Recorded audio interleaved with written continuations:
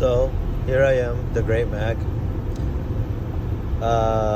From last time I recall making videos, I had the BMW and the Golf R. Both are gone.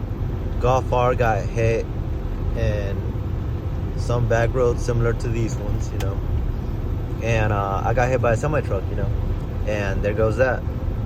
It was a fun car and everything. Stage 2 clutch with what do you call it? I don't even know. Lightweight forged flywheel. I bought it off ECS tuning a while back, and God, that thing accelerated so much quicker. It felt like it just wanted to run a lot faster. Like when you buy new shoes or when you don't wear shoes when you run. Like that. And I was like, oh cow. I was keeping up with Scat Packs. It was awesome. But then lost it. Oh well.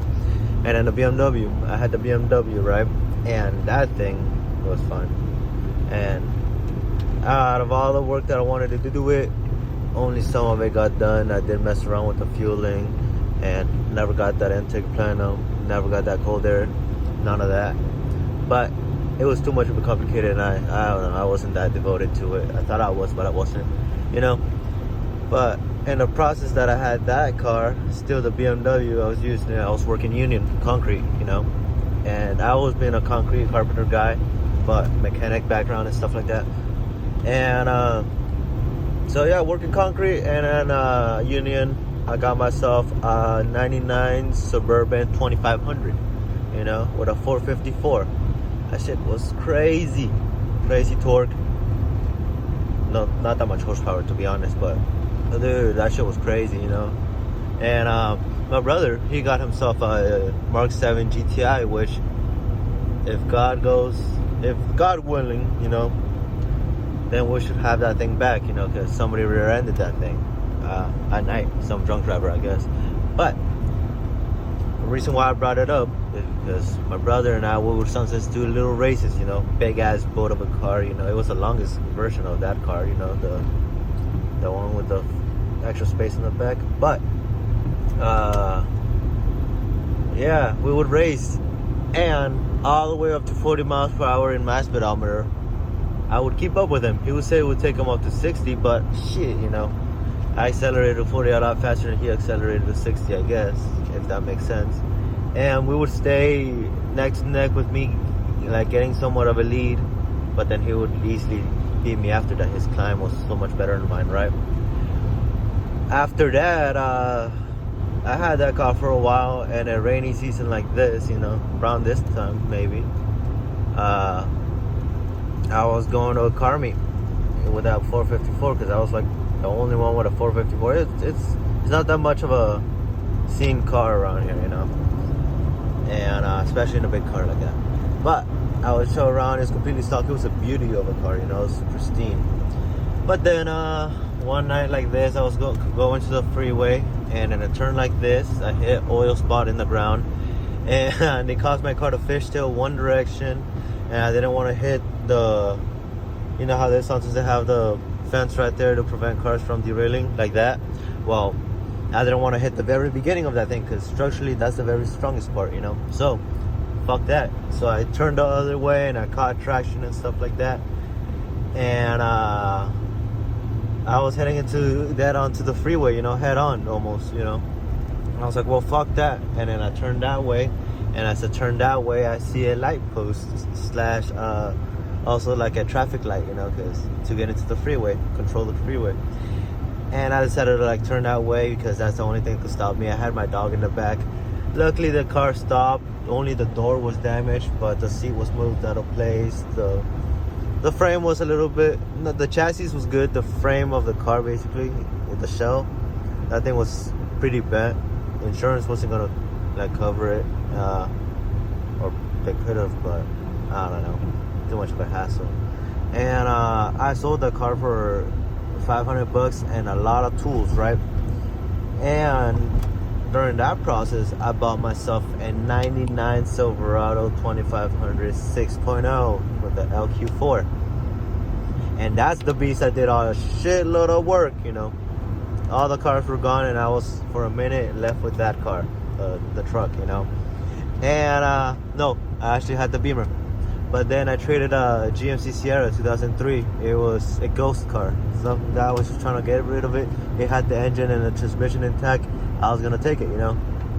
And in the process, some neighbors called the cops on us because it was parked outside. Car got taken away. Didn't get charged because I had proper documentation that I didn't do what they thought I did, you know. So yeah, they took that car, and so that's how I was left with just the red truck, my red Silverado. And first thing I did, what did I do? I cold air intake and then shorties, and then I changed the wheels from the Suburban because I had the Suburban for a minute. So I changed the wheels, and I had the Suburban with the aluminum wheels instead of the steel wheels. It was freaking fun. I changed the tires and all that thing, so it was gripping. It had open diff, and I still an open diff. But after all that, I got myself the radiator, full aluminum radiator. I did myself the coolant reservoir delete. What else? I lowered the rear 3 inches. I removed the bed because I'm going to build a flatbed into it. I upgraded the fueling system.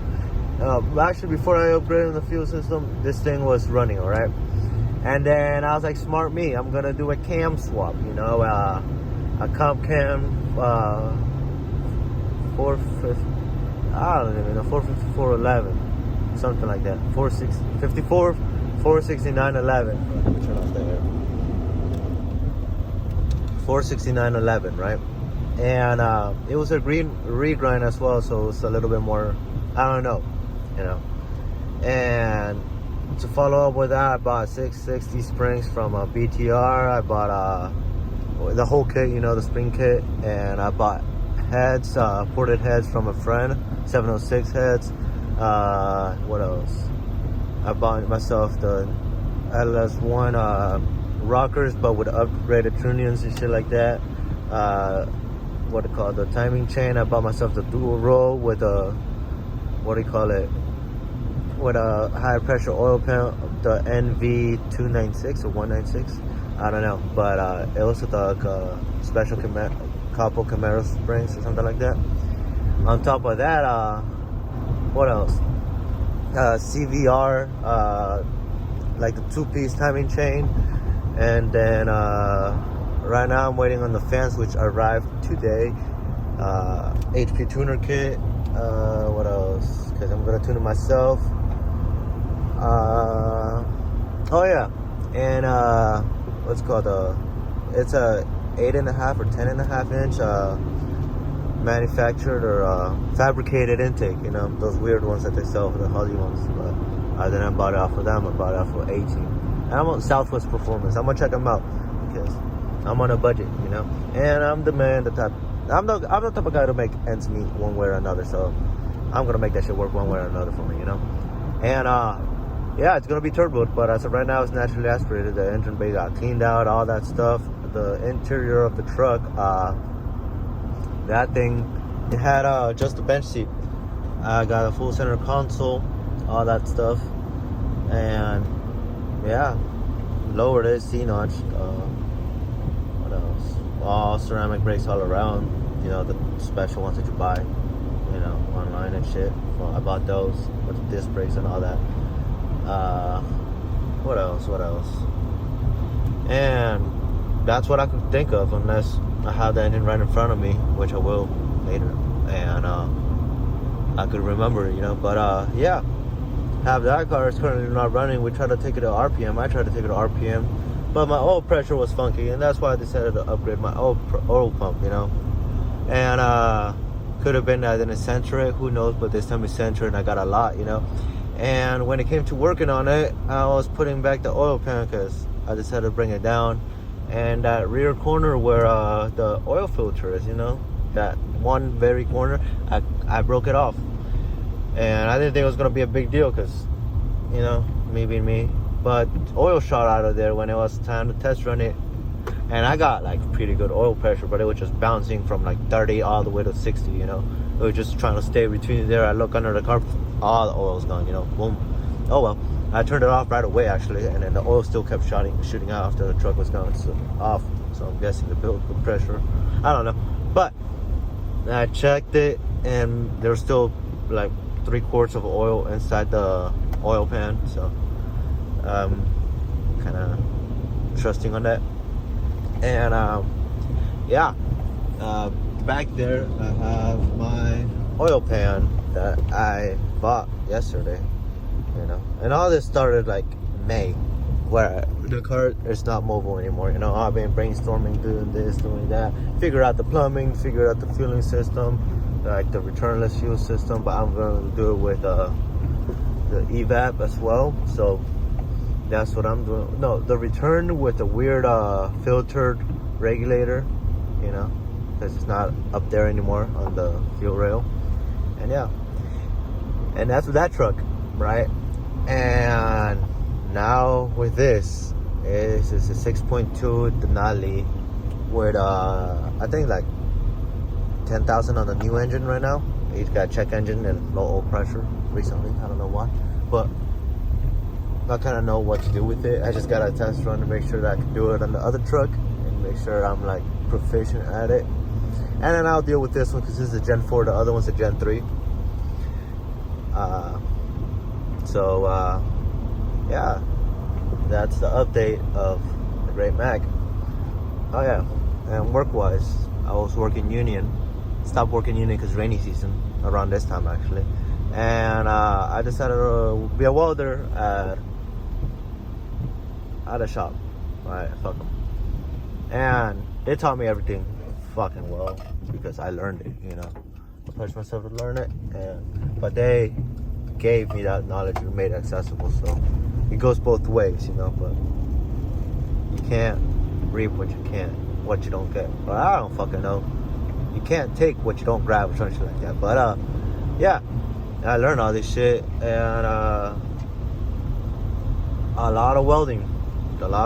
I have a lot of welding experience and auto shop experience, but this place sharpened me up a lot more. I know how to do electrical now, and now I'm starting to fuck around with programming and shit like that, you know, like how tuning and shit, if that counts as programming or whatever. But yeah, I don't know, that's kind of where I'm at, and I thought I wanted to do this, you know, and I kind of do still, you know, but I kind of want to record the progress of what I do and shit like that, because I'm pretty sure I'm gonna do something crazier next time, you know. I already got pants for this thing. It's insane. Not really, it's something basic like everybody else, but it's insane to me because it's gonna be done by me, you know, and everything done by me is gold. And that's me, and I'm proud of talking. But yeah, back to it, you know, I guess. And I'm gonna make it happen. I'm gonna try the hardest this time, with actual emphasis in the try, you know. Gotta make it happen. Yeah. And where am I driving right now? I'm driving to Napa to a catering event, you know. I do catering on the sides because I don't work for that welding shop anymore because management was funky. So yeah, and I always done catering and I'm good at it. I like messing around with people. People are cool, shit like that. And I'm going too fast on this turn with a big ass car. Oh yeah, and yeah, that's me doing the crazy things I do.